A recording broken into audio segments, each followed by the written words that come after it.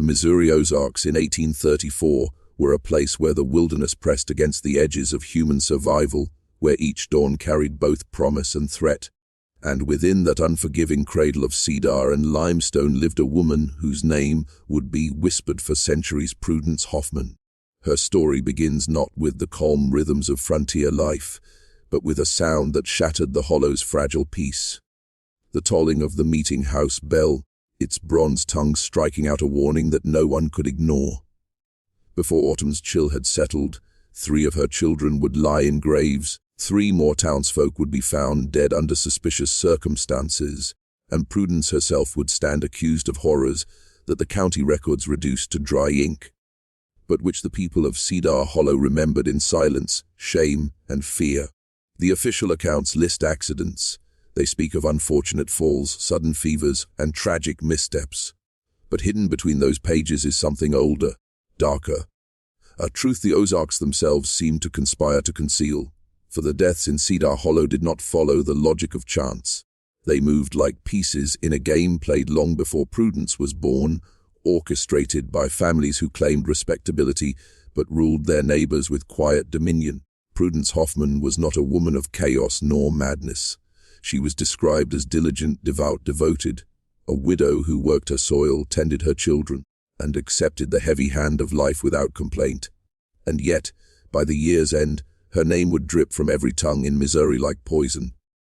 Was she the architect of vengeance, or merely a pawn who uncovered too much? Before we walk deeper into this account, I ask you to make a small offering of your own. Subscribe to this channel now, so you do not lose the thread of forbidden truths. And in the comments, tell me where you listen from. Let the land know that you have heard its testimony. And then, if you would dare bind yourself to this journey, type twice. The veil is broken. For once you know what was buried in Cedar Hollow, there will be no return to innocence. The testimony we will unearth tonight will not soothe, it will not comfort, but it will reveal. For the silence that surrounded Prudence Hoffman was never meant to protect her. It was meant to protect those who feared her truth. Cedar Hollow lay hidden in a valley carved by ancient waters, a settlement of fewer than 40 families bound together by necessity, not choice. In those years, Missouri was still raw, a territory scarred by wars, uneasy treaties, and the endless push of settlers westward. Law existed in name only. Real justice lived in the calloused hands of men who claimed authority because no one dared deny it. Cedar Hollow's center, the meeting house of pine logs with its proud bell tower, was more than a church or school. It was the settlement's heart, its voice, its witness. Every birth, every death, every secret verdict rang out from that tower. It was into this world that Prudence had arrived 7 years earlier with her husband Samuel. He was a man of iron in more ways than one, working the ore seams hidden in the Ozark bluffs, pulling out the metal that tied Cedar Hollow to the markets of St. Louis and beyond. Their cabin, built on the eastern rise, looked down upon the community. Neighbors said the widow always kept her windows spotless, as if she wanted no barrier between herself and the truth of what she watched. Samuel had died in 1831, consumed by lung fever in a winter so brutal that even the rivers froze solid. That left Prudence alone with 3 sons: Thomas, steady and dependable at 12, Benjamin, sharp-eyed and thoughtful at 9, and little Isaac, who clung to her skirts with the fierce loyalty of 6. To the community, Prudence was the image of frontier virtue. She spun thread, baked bread, healed wounds, birthed children, and harvested crops with the competence of 10 women. Reverend Corwin often held her up as an example from the pulpit, the strong widow who bore her suffering with grace. Josiah Grimby, the Hollow's most powerful farmer, made sure his sons offered her help, but his assistance always came with that unspoken price: submission to his influence. And Meritable Stokes, matron of gossip and preserves, ensured Prudence never lacked for food or medicine, but extracted from her every detail of private life in return. It seemed ordinary, even benevolent, but those bonds of charity were chains. Prudence stood surrounded by neighbors who offered aid with one hand and control with the other. And so, when the first death struck her family, when young Thomas's broken body was carried from the ridge, it was not just tragedy that entered her home. It was revelation. Something within her eyes shifted. Grief was there, Yes, but also knowledge. She whispered words that froze her neighbors where they stood. They killed my boy. The death of Thomas Hoffman was declared an accident almost before the blood had dried on the limestone. Witnesses claimed he slipped on frost-slick stone, that his foot gave way on the narrow trail where even seasoned hunters sometimes faltered. It was the story repeated from cabin to cabin, sealed by the Reverend's sermon, accepted as truth, but not by Prudence. She had seen the boy's hands torn and bruised as though they had fought against something far stronger than himself. She had seen the boot prints in the soil, prints too broad, too heavy to belong to a 12-year-old. The evidence lay plain before her, yet no one would speak it aloud. At the funeral, Reverend Corwin's voice rolled like thunder, praising the boy's obedience and warning that God's providence was beyond human comprehension. His words fell like rain on stone. Prudence stood unmoved, her black dress stark against the spring grass, her two surviving boys pressed close to her sides. Her gaze did not lift heavenward but moved across the faces of the mourners, as if she were memorizing them one by one. Several shifted beneath her stare. Others avoided her eyes entirely, and when the minister proclaimed Thomas's death a reminder of man's fragility, Prudence's lips tightened in a line of fury. Fragility, she thought, was not the cause. Men had hands, and hands had pushed. Neighbors whispered afterward of how strangely she had behaved. They said she refused comfort from heatable Stokes, stepping back from the woman's embrace as if from fire.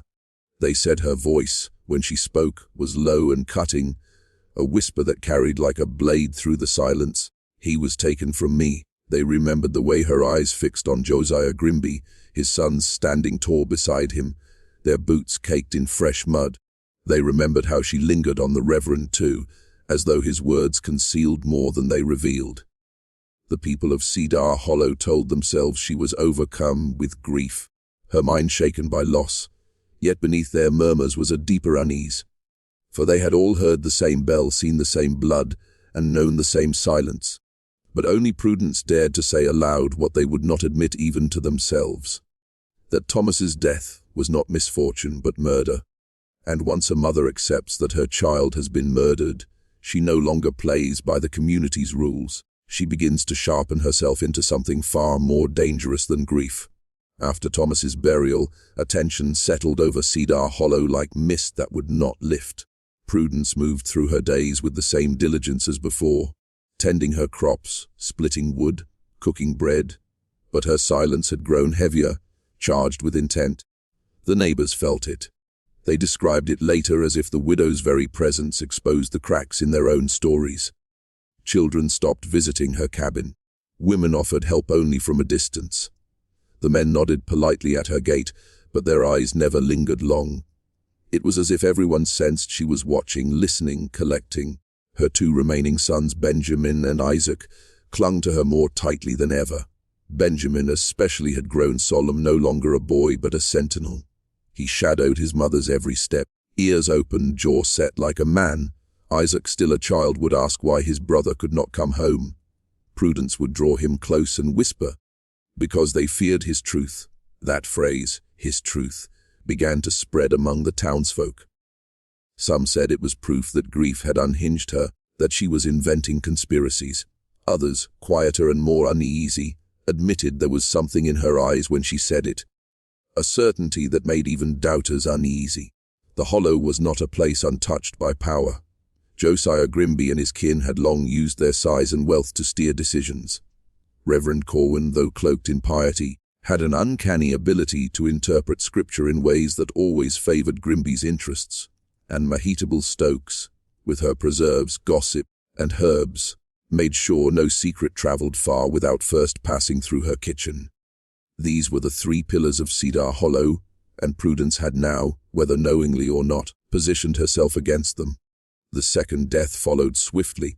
It was Benjamin. One afternoon he was sent to fetch water from the creek. When he did not return, Isaac grew restless.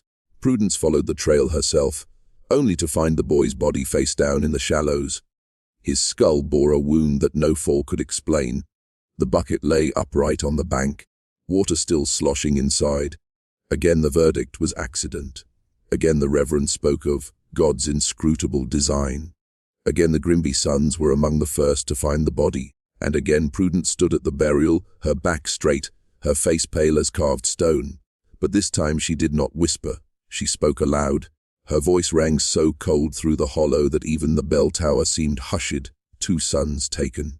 Who here believes the Lord so careless? Who profits from my suffering? The silence that followed was more damning than words. Every man and woman present turned their eyes to the ground, for they knew, and feared, that she was right. With Benjamin buried beside Thomas, Prudence Hoffman no longer resembled the woman the hollow once admired. Her grief had hardened into something else, something neighbors found unbearable to face. She did not weep at the grave. She did not faint nor seek comfort. Instead, she stood like a sentinel carved from oak, her youngest son, Isaac, clutching her hand, his wide eyes darting at the crowd as if he too sensed their guilt. The townsfolk whispered afterward that her silence was more terrible than any wail. Prudence no longer joined the Sunday gathering. She no longer traded with Mahitable Stokes, nor accepted the Grimby boys' offers of firewood or labor. She ceased to greet Reverend Corwin when their paths crossed. Instead, she began keeping her own records. A simple ledger, they would later say, filled with names, dates, and curious marks. She would sit at her table in the flickering light of tallow candles, Isaac beside her, while she etched each detail into the pages. The sight of it unsettled those who caught glimpses. She was building a testimony of some kind, a counter-history to the official, one being written in town. But Cedar Hollow had no patience for women who challenged its authority. Rumors bloomed like fungus. They said Prudence had been overheard muttering curses into the night wind, that she left small tokens, stones, feathers, bits of cloth, along the paths leading to the Grimby farm. Some even swore they had seen her on the ridge at dawn, arms lifted as if calling down judgment. These whispers were not merely born of superstition, they were defense. To accuse her of witchcraft was easier than to admit the truth, that someone in their midst had murdered 2 boys. Then came the third blow. Isaac, the child who had been her shadow, her last tether to life, vanished one evening as the sun fell. His small shoes were found neatly placed at the edge of the meeting house yard. His body was never recovered. The bell tolled again, but this time Prudence did not attend the gathering. She did not stand by while Reverend Corwin intoned the hollow comfort of Scripture. She did not listen to Josiah Grimby declare the matter closed. Instead, she remained at her cabin, the shutters barred, the chimney black with ceaseless smoke, and so the hollow began to speak her name not with pity, but with dread. They said her eyes glowed with fever when she finally returned to town. They said her voice carried a weight that made even strong men flinch, and they said that when she passed by the meeting house, she laid her hand against the bell's timber frame and whispered, "Your time is coming." It was then that Cedar Hollow realized Prudence Hoffman was no longer a grieving mother. She was something else entirely. An accuser, a judge, perhaps even an executioner. And in a place where power had always hidden its crimes beneath prayer and neighborly smiles, such a woman could not be allowed to walk free. After Isaac's disappearance, Cedar Hollow was no longer the same valley it had been. The air itself felt poisoned by silence. Neighbors avoided Prudence's path as though her shadow might cling to them. And yet no one dared confront her directly. The Grimby clan muttered that she had gone unnatural, with grief. Reverend Corwin preached sermons about Job's suffering and the dangers of bitterness, thinly veiled warnings aimed at her, and Mahitable Stokes ensured the whispers spread like wildfire. The widow keeps records, the widow curses in the night, the widow knows more than she should. But Prudence did not wither under their pressure. She grew sharper. Those who glimpsed her cabin after Isaac's loss swore that her windows now glowed late into the night. She burned oil long after midnight, scribbling in that ledger of hers, the pages filling with a script no one else could read. Some claimed she was keeping a record of her grief. Others said she was building a map of every slight, every hypocrisy, every hidden debt owed in Cedar Hollow. What unsettled them most was that they knew she was right. Her questions became more pointed. She would appear unannounced at the well, staring down the Grimby boys, asking why their boots had been wet the night Benjamin died. She would linger in the meeting house after sermons, her eyes fixed on Reverend Corwin as if daring him to explain why his gods will always seem to absolve the powerful. And once, when Mahitable Stokes brought her preserves as a show of charity, Prudence handed the jar back without a word, her expression making clear she no longer accepted poison disguised as kindness. The Hollow's pillars grew nervous. A woman alone, without husband or sons, should have been powerless. Yet Prudence had begun to unmask the structure holding Cedar Hollow together. And when the powerful sense their grip loosening, their instinct is not to yield, but to strike. The first townsman to die was Eli Thrusher, a farmhand known for carrying Grimby's errands. His body was found slumped against a fence post, throat bruised, face purple with strangulation. Officially, it was heart failure. But in whispers, the story grew darker. Prudence had been seen near the ridge that same evening, carrying a bundle she would not show anyone. The second was Abigail Morton, a midwife whose testimony at Isaac's search had supported the Reverend's verdict of God's mystery. She collapsed in her garden, her lips blue, her herbs scattered around her. Mahitable called it a tragic misdose. But again the whispers turned toward Prudence. And thus the Hollow began its transformation. No longer was Prudence merely a victim of fate, she had become a figure of terror. For whether or not her hands struck down Eli or Abigail, the town believed she had found a weapon greater than grief knowledge, sharpened into vengeance. The bell tolled again, but each time it rang now, the people did not think of God.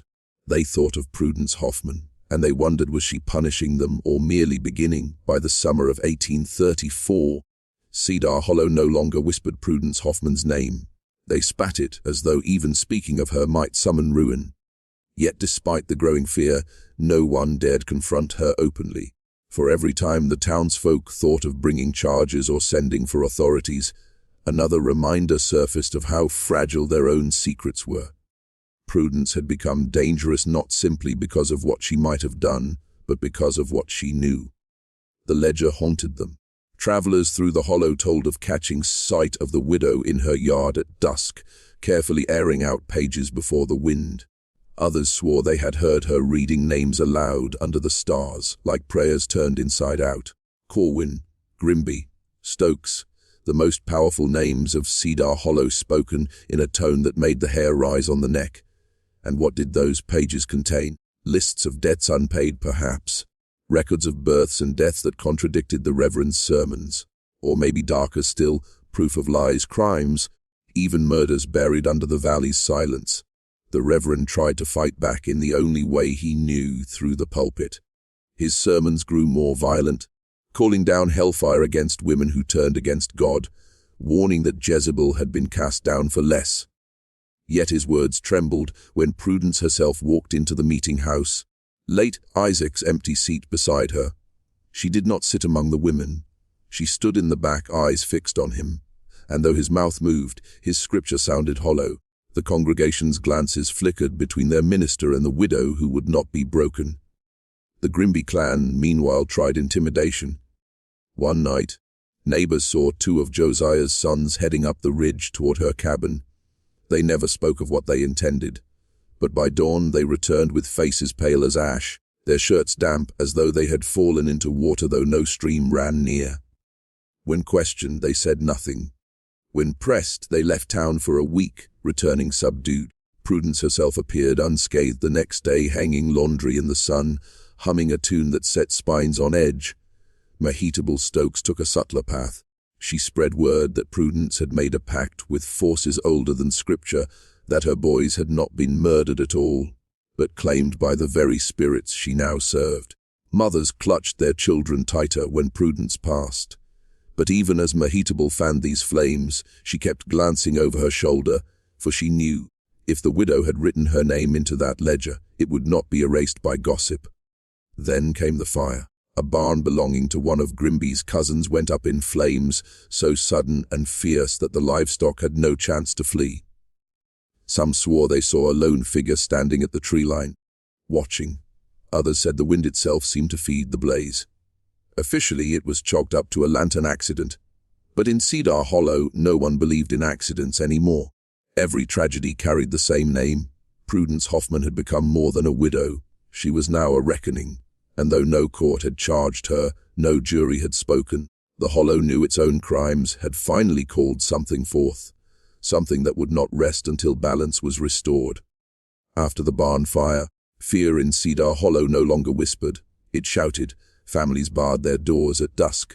Lanterns burned late into the night, their trembling glow betraying the sleepless eyes behind the shutters. No one spoke openly of Prudence, yet her shadow lay across every hearth. The Hollow had always been bound together by necessity, but now it was bound by terror, each neighbor glancing sideways at the other, wondering who might be marked next in the widow's mysterious ledger. Reverend Corwin tried once more to reassert control. One Sabbath, he stood in the pulpit with a Bible gripped so tightly his knuckles whitened. His sermon was no longer a call to patience, but a direct accusation. He warned the congregation that a wolf had entered the flock, that Satan prowls in the guise of grief, wearing the face of a woman who defies God's will. His voice cracked as he pounded the pulpit. But when he looked up, Prudence was there. She had entered late, as she often did, standing again at the back. She made no move to sit. She simply met his eyes across the room. Witnesses would later say that Corwin faltered mid-verse, that his words dried up on his tongue. Some claimed Prudence did nothing but tilt her head slightly, as if to remind him that she too kept records. Of his lies, of his alliances with the Grimby clan, of the funerals he had smoothed over with scripture. By the time the service ended, it was not Prudence who looked like the outcast, but the Reverend, sweating and trembling, his authority visibly unraveling. The Grimby family responded with muscle. Josiah called a meeting of men at his homestead, declaring it was time to put an end to the witch. Yet even among those gathered, there was hesitation. They all remembered the faces of Thomas, Benjamin, and Isaac, boys whose deaths had never been answered for. They remembered how often Grimby sons were nearby when tragedy struck, and they knew Prudence was not the only one carrying dangerous knowledge. Mahitable Stokes, meanwhile, pressed harder with her gossip. She claimed Prudence had been seen speaking to strangers passing through the valley, that she offered them tokens in exchange for favors. She told mothers to keep their children indoors, told wives to sprinkle salt on their thresholds. But even Mahitable grew pale when one evening, returning home, she found a single page tacked to her door. On it, in a careful, deliberate hand, was written her name, and beneath it, a date from 10 years past. What the date meant she never confessed. But after that night, Mahitable's gossip slowed to a trickle. Then came the third death among the townsfolk. Not a farmhand or midwife this time, but Abram Lyle, a trader who had been the Reverend's closest confidant. He was found slumped in his wagon on the road to Springfield, eyes wide, mouth open in a silent scream, no wound upon him. His horse had stopped of its own accord, reins slack. The coroner called it apoplexy. But in the Hollow, the people said Prudence had looked at him the week before, and that was enough. By now, the question was no longer whether Prudence was striking back, but how far she would go. The ledger, the whispered threats, the terrible poise she carried, all pointed to one conclusion. She was not merely surviving. She was dismantling the order of Cedar Hollow, piece by piece, with the patience of a woman who had nothing left to lose. And still the bell tolled. But each time its bronze tongue rang out, the people no longer thought of worship, they thought of judgment. And they wondered when the tolling ceased, whose name would be the last to echo through the Hollow. By late autumn of 1834, Cedar Hollow was no longer a settlement. It was a stage, and every soul within it an unwilling actor in Prudence Hoffman's relentless drama. The grain had been harvested, the livestock penned, yet the usual cheer of the season never came. Instead, cabins became fortresses, windows covered, doors barred, neighbors avoiding one another, as though the very act of meeting eyes might bind them into her ledger. The ledger itself had become a living presence in the town's imagination. No one but Prudence had seen its pages, yet all believed their name must be written there. Men who once strode boldly now shifted uneasily whenever the widow passed. Women who once pitied her now crossed the road with baskets clutched to their chests. And children warned not to speak her name, whispered it all the same in daring games, until their mothers struck them silent. Reverend Corwin's authority crumbled further each week. His sermons grew desperate, his tone shrill, his words so heavy with warnings of damnation that even the faithful began to doubt him. The more he railed against Prudence, the more powerless he appeared, as though God himself had withdrawn from Cedar Hollow. One Sunday, after another sermon condemning the woman who consorts with shadows, Prudence remained in the meeting house when all others had gone. She stood before the pulpit, silent, while Corwin gathered his papers with trembling hands. Witnesses outside swore they heard no words exchanged, yet when the Reverend emerged, his face was ashen, and he avoided the widow's gaze for the rest of his days. Josiah Grimby, unwilling to let his dominion slip, sought to rally his kin for decisive action. But here the Hollow's silence betrayed him, for every man knew that Prudence had named the Grimbys in her stairs, that their boots had been seen too often near her children's final moments. Some feared she would expose them outright, others feared she already had. A few even muttered that perhaps it was not Prudence who had blood on her hands, but Josiah and his blood. The Grimby name, once a shield, had become a target. And then, as though summoned by the ledger itself, came the snow. A heavy early storm blanketed the Hollow, silencing the land under white. It was on such a night that another death struck. This time a child, Sarah Grimby, only 8 years old, was found frozen at the edge of the woods, her hands clasped together as though in prayer, her face strangely peaceful. Her family insisted she had wandered from the cabin, lost in the storm, but others whispered she had been called. For the first time, terror turned inward upon the powerful themselves. If even the Grimby bloodline was not safe, who was? And if Prudence truly wielded such reach, what hope did any man, woman or child have to escape her reckoning? The Hollow began to fracture. Some argued they must banish her before more lives were taken. Others insisted that to move against her now would seal their doom. And through it all, Prudence remained in her cabin, smoke rising steady from her chimney, her silhouette sometimes glimpsed at the window, writing, always writing. By now, the question was not whether Prudence Hoffman was guilty or innocent. That distinction had lost its meaning. The only question left was this: had the Hollow created its own executioner by spilling innocent blood, or had something far older chosen her as its hand? By the turn of the year, Cedar Hollow was a settlement unraveling at its seams. Snow still lay heavy on the ridges, muffling every sound, as though the land itself had chosen silence over witness. But within the cabins, whispers grew louder, fevered, almost frantic. For each passing week without resolution, Prudence Hoffman became less a woman of flesh and more a force, an embodiment of justice, vengeance, or perhaps wrath itself. The Grimby clan, once unchallenged rulers of the Hollow, were now fractured. Josiah barked orders with dwindling authority, while his sons argued amongst themselves, each insisting another was to blame for drawing Prudence's gaze. The death of little Sarah had unsettled them in ways no threat against their father ever could. If the widow had power enough to reach into their bloodline, then perhaps she was more than rumor, more than grief turned wild. Perhaps she was chosen. Reverend Corwin's decline was swifter. His sermons, once thunderous, had withered to muttered repetitions, fragments of scripture tangled with pleas. More and more often, the pews stood empty. Families began praying in their cabins instead, believing God might hear them better if distance lay between themselves and their faltering shepherd. Some even whispered that Prudence's silent vigil in the back of the meeting house had broken him, that she had looked into him and found his faith hollow. Mahitable Stokes fared no better. Once the spider at the web's center, she now lived in dread of her own doorstep. Every creak of wood, every rustle of wind set her heart racing, for she could not forget the page with her name and the date written upon it. Her gossip, once a torrent, slowed to fearful trickles, until she stopped speaking of Prudence altogether. But by then the Hollow no longer needed Mahitable to spread the tale. The widow's legend had grown beyond words, and Prudence herself, she remained largely unseen, save for fleeting glimpses, a figure striding through snow with her shawl wrapped close, or the glow of her candle burning past midnight. Yet her absence spoke louder than presence. Travelers through Cedar Hollow reported strange questions she asked them on the road. Names, dates, places that tied the Hollow's families to debts and betrayals long buried. Some carried letters away, sealed in wax, though none dared say to whom. Then came the night the bell tolled without a hand to pull it.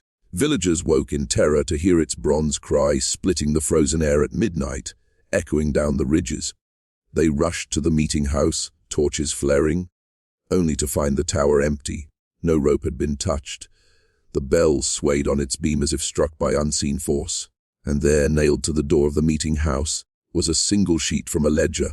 On it were written 4 names: Corwin, Grimby, Stokes, Lyle, 1 already dead, 3 still alive. The Hollow stood frozen beneath the tolling bell, staring at those names, unable to speak. It was no longer rumor, no longer grief, no longer guesswork.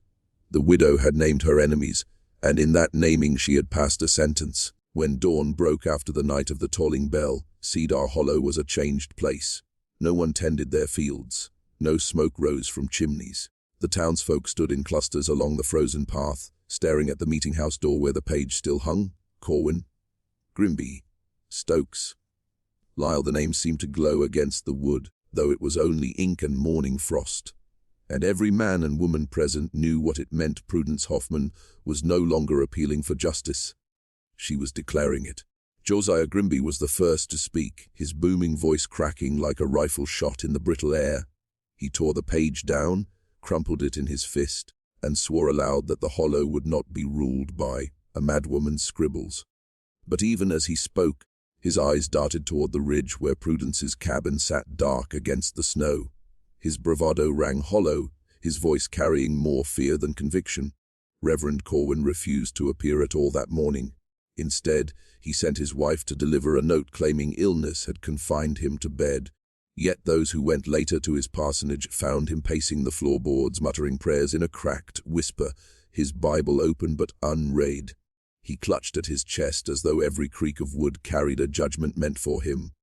Mahitable Stokes locked herself in her cabin, curtains drawn, her gossip silenced. Neighbors said she kept a lamp burning all through the day, terrified of being caught in darkness.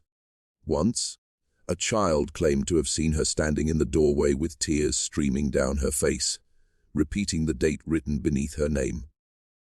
But no one dared ask her what it meant. As for the townsfolk, their fear twisted into something more volatile: division. Some believed Prudence had gone too far, that she had become the very evil she accused others of embodying. They muttered about forming a posse, about dragging her from her cabin to face a trial before the county.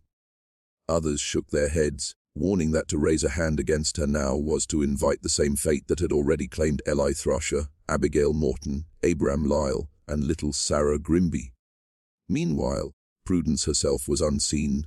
Her cabin remained shuttered, her path untrodden in the snow. Yet her absence was more terrible than her presence. Every shadow at twilight seemed shaped like her shawl. Every gust of wind carried her voice, whispering names. And when night fell again, the people lay awake in their beds, wondering whose turn would come next. It was during those long, sleepless hours that the Hollow began to fracture in earnest. Neighbors no longer trusted one another. Old alliances splintered. Even within families, suspicion grew. Wives looked at husbands and wondered what bargains they had made with the Grimbys. Children overheard whispers and began to fear their parents. Prudence's ledger had not only marked 4 names. It had poisoned the entire valley with the knowledge that truth, once buried, had a way of rising again. And still, the bell tower loomed over them, silent now, yet heavy with the memory of its midnight cry. They all knew it would sound again. The only question was when it did, whose name would be struck from the Hollow's ledger of the living. The second night after the names appeared, Cedar Hollow was tense with expectation. No one lit lanterns past dusk. Doors were barred, windows shuttered, prayers whispered into cupped hands. Yet for all their efforts, the air seemed alive with a current beyond human control, a slow, waiting charge like the sky before a storm. The town was a tinderbox, and Prudence Hoffman was the spark. At the Corwin parsonage, the Reverend tried to hold his household together with scripture. He gathered his wife and children in the sitting room, his hands trembling as he read aloud from the Book of Psalms. His voice broke on the words, his eyes drifting constantly toward the window, as though he feared some figure would appear there at any moment. Outside, the night pressed heavy against the glass, reflecting only his own pale face. At the Grimby homestead, fear took a different shape. Josiah Grimby drank himself into a fury, pacing the floor with a rifle in hand, swearing he would shoot Prudence on sight if she dared approach his land. His sons kept their distance, exchanging worried glances, knowing their father's rage was as dangerous to them as it was to her. Yet despite his bluster, when the hour grew late, Josiah sat in his chair by the fire with his gun across his knees, eyes wide and unblinking, listening for every creak of the rafters. Mahitable Stokes, for all her years of gossip and confidence, was now a ghost of herself. She sat rocking in her chair, whispering fragments of half-remembered prayers. Her daughter tried to soothe her, but Mahitable only clutched her hands to her ears, as if trying to block out a voice no one else could hear. She muttered of bells, of names written in ash, of the sound of scratching at her door. The hollow itself seemed to suffer along with them. Horses stamped nervously in barns. Dogs howled at nothing. The river, usually frozen in silence this time of year, groaned as if something moved beneath the ice. Every sound, every shadow became suspect. Then, near midnight, the waiting ended. The bell tolled once, a single, drawn-out note that rolled across the valley like a funeral march. Houses shook with the vibration. Sleepers woke in terror, and when silence fell again, it was worse than the sound itself, for they knew what must follow. By dawn, the answer revealed itself. Josiah Grimby was found slumped in his chair, the rifle still across his knees, his face contorted in terror, his eyes wide and glassy.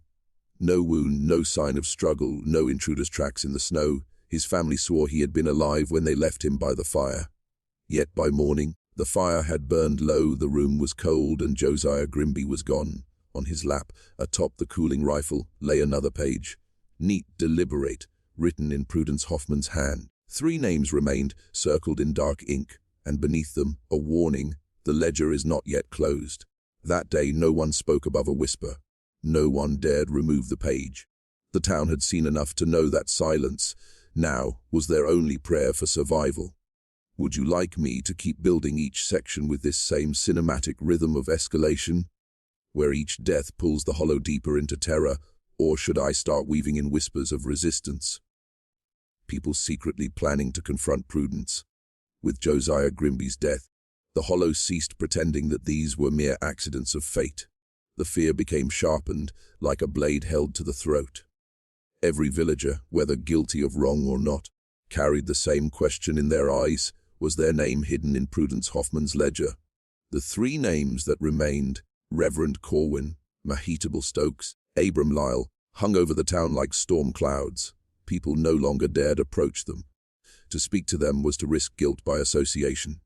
Doors slammed when they passed by, and shutters clapped closed as if the very sight of them carried infection. Reverend Corwin, once a figure of authority, found his church empty on Sunday. Only his wife and children sat in the pews as he delivered a sermon to silence. His voice cracked, desperate, as he shouted warnings about devils and witches, about women who had bargained with darkness. But his words carried no weight anymore, for the people believed not in scripture, but in the pages Prudence had written. Mahitable Stokes wandered the paths in daylight, wild-eyed and frantic, trying to win sympathy where once she had traded in secrets.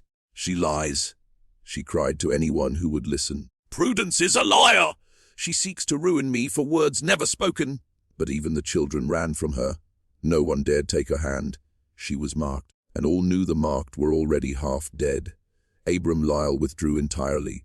His cabin sat dark, his fields untended. Some swore they saw him crouched at his window, clutching an axe, watching the path. Others claimed he had gone mad, muttering that Prudence would not take him if he starved himself first. Whether true or not, no one dared draw near enough to see. The hollow's silence deepened into something uncanny. The river froze solid, birds abandoned the trees. The air itself seemed to hold its breath. And every night, as darkness fell, the people listened for the bell. Some prayed for it not to toll, others prayed for it to toll quickly, to be rid of the waiting. But on the 3rd night, the bell did not ring, nor on the 4th. The hollow held its breath longer and longer, until nerves frayed and sanity wore thin. Children cried at the smallest noise. Men quarreled with their wives. Suspicion spread. Perhaps Prudence had not acted alone. Perhaps others aided her, writing names, striking at midnight, carrying death into the houses of the marked. By the fifth night, whispers of resistance stirred. A small gathering of men, farmers mostly, hardened by fear, met in the shadows of the mill. They spoke of going up the ridge to Prudence's cabin, of dragging her down and forcing her to explain, to destroy her ledger before more names could be written. They told themselves they were acting for the good of the Hollow. Yet when the wind howled through the mill's broken boards, each man felt the same dread rise in his chest, that to plot against Prudence was to write his own name into her book. Still, the seed was planted, and once planted it would grow. The seed of resistance, though planted in whispers, sprouted in desperation. By the sixth night, Cedar Hollow could no longer endure the waiting. Fear had curdled into something raw, something violent. Men who had once bowed their heads at the reverend sermons now spoke in hushed tones of fire and rope. Women who once traded bread at the market clutched their children close, urging their husbands to act before the ledger swallowed the whole town. It was Samuel Cutter, a farmer with a scar down his cheek, who gave voice to what many were thinking. If we sit idle, she'll strike us one by one. But if we take her before she takes us, the ledger dies with her. His words carried the weight of survival, and though his voice trembled, no one mocked him. By lantern light, a mob began to form, not openly. The Hollow was still too afraid for that. Instead, they gathered in twos and threes, slipping into barns, muttering beneath low beams. Pitchforks were lifted, axes sharpened, muskets loaded. They told themselves they were not murderers but deliverers, striking down the devil before it struck them. Yet deep in their hearts, every man wondered if Prudence already knew their names. As the plan spread, so too did unease. Wives warned their husbands against it, whispering that no good came of crossing a woman who had already pulled death from the grave. Children overheard and cried, begging their fathers not to go. But hunger for safety outweighed reason. "Better her than us," Samuel Cutter repeated until the words became a chant.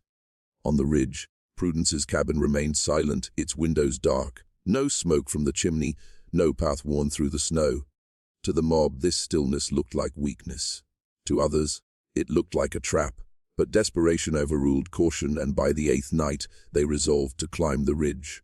The Reverend himself did not join them. Corwin lay in bed, pale and sweating, his hands clutching his Bible like a shield.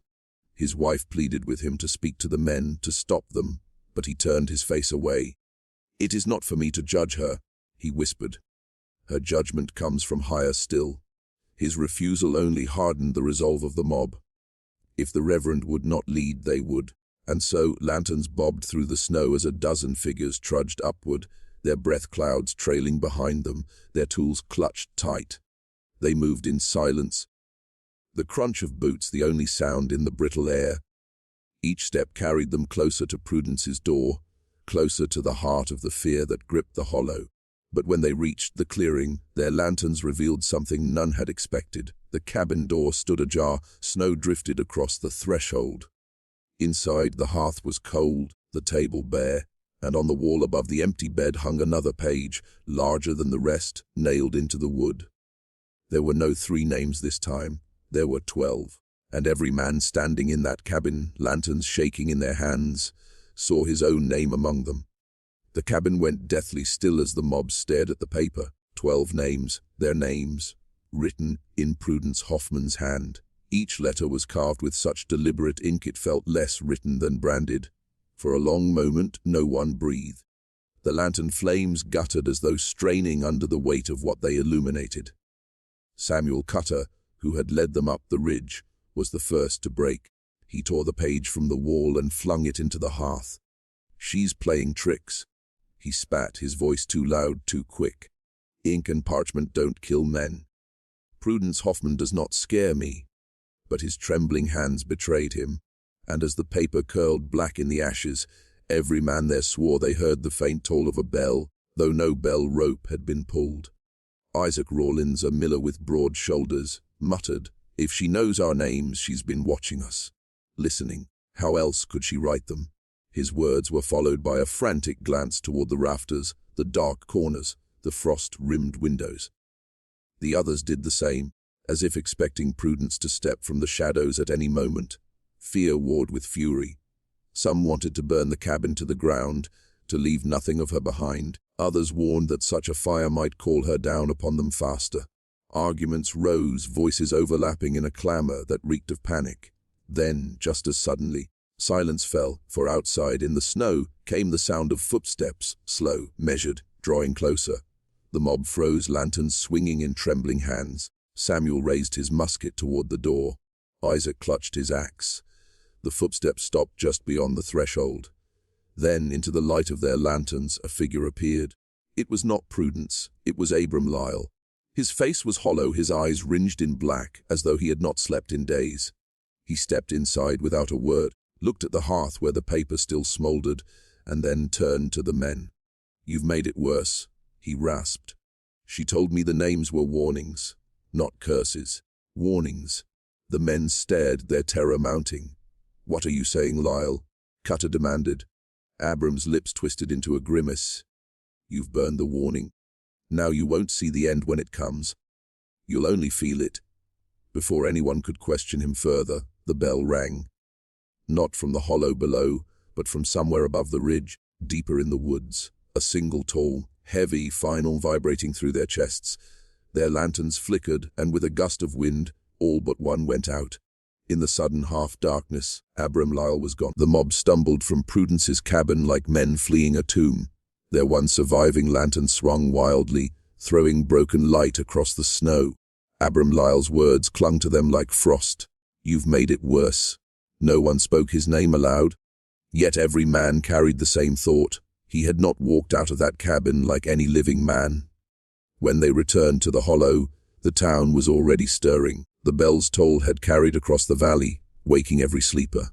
Doors cracked open, faces peered into the night. Mothers clutched children, men reached for muskets. The mob, once bold with purpose, now looked more like prisoners being marched home.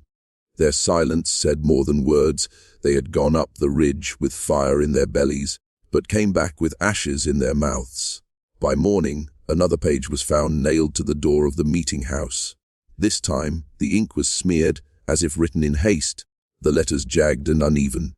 But the names were clear. Two of the mob who had climbed the ridge, Samuel Cutter and Isaac Rollins, stood written in black. Beneath them, a single line in smaller script: "The warnings burn, but the ledger endures." The hollow erupted in whispers. Some accused the mob of cowardice, saying they had provoked Prudence's wrath by meddling. Others believed the truth was worse, that she had been among them on the ridge, invisible, watching, waiting. Either way, fear hardened into fatalism. If names could appear overnight, if death could strike without wound or weapon, then what power did ordinary men have to resist? That night, Samuel Cutter did not return home. His wife found his musket laid neatly across their bed, his boots placed beside the door as though he had prepared for a journey. His tracks led out into the snow but ended abruptly at the edge of the frozen river, where the ice lay unbroken. Isaac Rollins fared no better. His children woke to find him sitting upright at the hearth, eyes wide open, body cold. In his lap was another scrap of parchment, the ink so fresh it smudged at their touch. Only one word was written: "Next." The mob dissolved after that. Men who had once spoken bravely would not look one another in the eye. They avoided the ridge, avoided the meeting house, avoided even speaking Prudence's name. For now it was no longer her cabin they feared. It was the ledger itself, which seemed to write its own truth regardless of who held the quill. And still Abram Lyle remained unaccounted for. Some swore they saw him wandering near the tree line, his figure barely visible against the snow. Others claimed he had joined Prudence, serving her as a herald or a keeper of her pages. No one dared investigate. To follow him was to follow your own name into ink. The hollow had become a place where silence ruled, where every word risked being etched into the ledger. And with each passing night, the people prayed not for salvation, but for the simplest of mercies, that their names would remain unwritten one more day. Snow weighed heavy on the hollow, muffling sound, erasing tracks as though the earth itself conspired to bury the truth alongside its dead. Days passed, but time felt frozen. No laughter echoed from the mill, no sermons rang from the church. Even the children, usually immune to their parents' fears, played in silence, their eyes darting to the bell tower whenever the wind stirred its iron tongue. Abram Lyle became a name spoken only in whispers. Some claimed he had been taken like the others, his soul pulled from his body the moment the bell tolled on the ridge. Yet a growing number swore they saw him moving at night, a thin, bent figure drifting between barns, standing at the edge of fields, pausing at windows only to vanish when approached. His lantern, they said, gave no light. It was as if he carried not flame but shadow. On the 7th night after Samuel Cutter's disappearance, widow Hannah Black swore Abram came to her door. She said he knocked 3 times, slow and deliberate, and when she opened, he stood there pale as the snow behind him. He held no axe, no musket, no threat in his posture, only a folded page in his hand. He pressed it into hers, whispering words she could not comprehend, words that felt older than the hollow itself. Then he turned and walked away, vanishing into the trees without leaving so much as a footprint. The next morning Hannah's cabin door was found ajar. Her hearth was cold, her bed empty, her body gone. On the table lay the page Abram had delivered, unfolded now, its writing unmistakable, Mahitable Stokes's name, circled 3 times. By dusk, the town knew.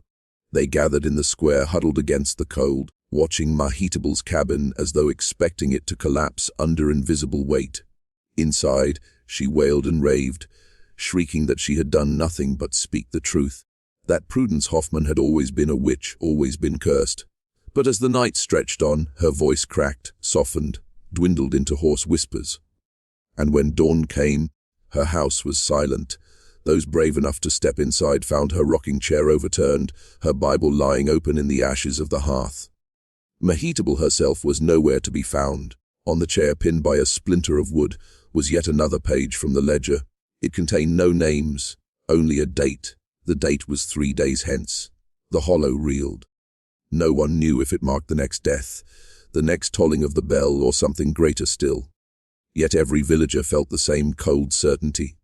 The ledger was no longer consuming one life at a time. It was building towards something larger, something final. And through it all, Abram Lyle's shadow lingered. Was he delivering warnings, or was he guiding them toward their doom, one folded page at a time? The hollow became a place of countdown. Every passing hour was a notch carved into their fear. The date, 3 days hence, had been etched deeper into the minds of the villagers than any sermon, any law, any memory. They woke with it on their lips. They whispered it over meals they could not eat. They prayed not to God but to the empty ridge, as though Prudence herself held the key to their survival. Some tried to flee. Before dawn on the first day, the Miller family loaded their wagon with blankets, tools, and food, intending to follow the frozen river out of the valley. But by noon, their horses returned riderless, hooves crusted with ice, eyes wide and wild. The wagon was never found. Their cabin stood empty, doors swinging open in the wind, with only a page nailed to the lintel, the word, "Stay." Others barricaded themselves in their homes, boards hammered across windows, furniture stacked against doors, families huddled in basements with candles burning low. Yet the barricades offered no comfort. Everyone knew that when the ledger chose, wood and iron meant nothing. It was not Prudence's hand that reached them. It was the inevitability of ink itself. On the second night, the bell tolled once, though no one touched its rope. The sound rolled over the valley, deeper and heavier than ever before, shaking rafters and rattling glass. When silence followed, the people clung to one another, waiting for the scream that usually came with such a toll, but none came. Instead, at dawn, every door in Cedar Hollow was marked with a symbol, a small circle of soot, perfectly even, pressed into the wood as though by unseen hands. No one admitted to doing it. No one could explain it, yet everyone recognized it for what it was. A sign. The third day arrived with a sky the color of ash. Clouds hung low, swallowing the ridge in shadow. The townsfolk gathered in the square, unable to stay apart, each desperate not to face whatever was coming alone. Children cried. Men gripped their axes, though their hands shook. Women whispered prayers, their voices raw. And then, as the church bell struck noon, Abram Lyle appeared. He did not come from the ridge or the river, but from within the town itself, stepping out of the alleys as though he had been there all along. His face was gaunt, his eyes sunken, but he walked with the calm of one who carried certainty. In his hand was a ledger, not a page, not a scrap, but a book bound in dark hide, its corners worn, its spine cracked. He climbed the steps of the meeting house and opened it. The townsfolk surged forward, then drew back, torn between terror and the hunger to know. Abram spoke, his voice rasping like dry leaves. "It is written," he said, "and what is written will be done." He turned the book toward them, and for the first time, the Hollow saw what had haunted them. Line after line of names filled its pages, not just the marked, not just the guilty, but everyone.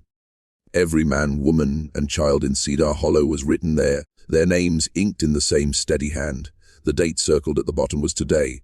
Panic erupted. Men shouted, women screamed, children wailed. The ledger's power pressed down on them like a storm too heavy to endure. Every instinct screamed to flee, yet no one could move. Even those at the edges of the square felt their bodies betray them, frozen in place as if invisible cords tied them to the ground. Abraham Lyle's presence was no longer human. He was a vessel, a conduit for the ledger itself, and its intent was absolute. Some prayed aloud, their voices cracking with terror. Others wept, clutching one another, murmuring names and pleading for mercy that had long since slipped through their fingers. But the ledger did not pause for prayers. Its ink glimmered faintly in the cold light, each letter alive, each name vibrating with the certainty of death. Prudence Hoffman appeared then. She stepped forward from the shadows, her black dress trailing like smoke across the frozen square. Her eyes held a brilliance the townsfolk had never seen before, the calculated calm of someone who had understood the ledger's rhythm long before anyone else. Abram handed her the book, and the crowd gasped at the sheer weight of it. It was heavier than any human hand could bear, yet she lifted it with ease. She spoke, her voice low and commanding, cutting through the hysteria. "This ledger is not mine, yet it has chosen me, and the Hollow will understand before the ink dries that its truths are not negotiable." A silence fell, oppressive and suffocating. The snow swirled around them, though the wind had not stirred. It seemed to spin in time with the ledger, wrapping the townsfolk in a blanket of inevitability. One by one, Abram's eyes scanned the crowd, stopping at those whose hearts carried deceit, resentment, or greed. Names flared on the page, the ink boiling as if alive. Then Prudence did something no one expected. She began to read aloud, not the names of the innocent, but the patterns, the history behind each line, the secret debts and betrayals buried over decades. With every word, the ledger's hold on the Hollow intensified. Doors slammed, windows shattered from an unseen force, and the snow turned red like blood frozen into ice. By the time she closed the book, the Hollow had changed forever. The people were no longer the same. Some had vanished entirely, swallowed by the ledger's power, leaving only echoes of their screams. Others remained, their eyes hollow, their spirits marked by the truth they had been forced to witness. And Abraham Lyle. He was gone, leaving Prudence alone in the square, the ledger resting on her palms as though it recognized her authority. Cedar Hollow had survived, but it was a hollowed shell. Every tree, every path, every homestead now carried the weight of the ledger's judgment. No one would ever speak of the events without trembling, and no child would grow up thinking the Hollow safe again. Prudence Hoffman had become more than a mother, more than a widow. She had become the guardian of forbidden truth, the keeper of a power that could consume or preserve with a single line of ink. The ledger lay closed, silent for now, but the threat it carried would echo for generations, and those who remained understood a chilling reality in Cedar Hollow. Nothing was as it seemed, and every secret would be written, one way or another. Prudence Hoffman stood alone in the square as dusk swallowed the Hollow, the last rays of sunlight bleeding across the snow like molten gold. The ledger rested at her feet, its dark cover pulsing faintly, alive with secrets yet unread. She knew with a certainty that chilled her very soul that her role was not finished. The Hollow was scarred, its people transformed, but the ledger demanded vigilance, a guardian who could wield truth without succumbing to madness. The survivors emerged slowly from their homes, their faces pale, eyes hollow, voices trembling. They dared not speak of what they had seen, what they had felt, for words could summon the ledger again. Some knelt at Prudence's feet, not in worship, but in fear, recognition that she had become something otherworldly, a sentinel between mortal lives and the dark. inexorable force that recorded sins and debts alike.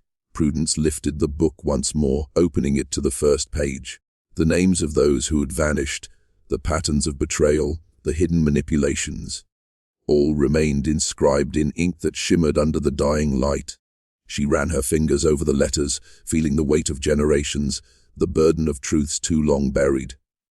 And in that moment, she realized the ledger had chosen her not to punish, not to destroy, but to expose the darkness that thrived beneath polite society, the rot that festered in silence.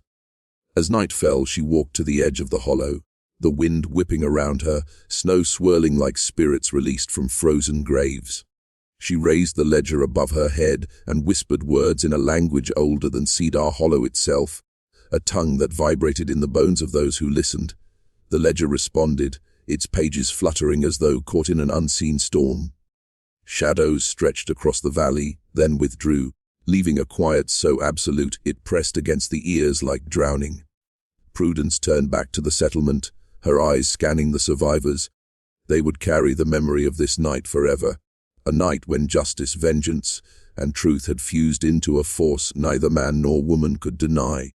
She knew they would speak in whispers, and they would watch, always, for signs of the ledger's awakening. And she would remain, a sentinel at the boundary between hidden history and exposed reality, between innocence and the inexorable reckoning of truth. The ledger closed with a whisper, soft but final. The hollow was silent, yet every heart knew the weight of what had occurred. Prudence walked back to her cabin, snow crunching underfoot, the echoes of her children and the vanished ringing in her mind. She was no longer just a mother, no longer just a widow. She was the keeper of Cedar Hollow's forbidden history, its last protector against the darkness that lurked beneath every lie, every betrayal, every unspoken secret. And though the ledger slept for now, Prudence understood what every inhabitant of the hollow would eventually learn: secrets may slumber, but truth once awakened never dies. The hollow had survived, but none would ever again walk its paths without feeling the eyes of history and the watchful gaze of Prudence Hoffman, guardian of the unspeakable.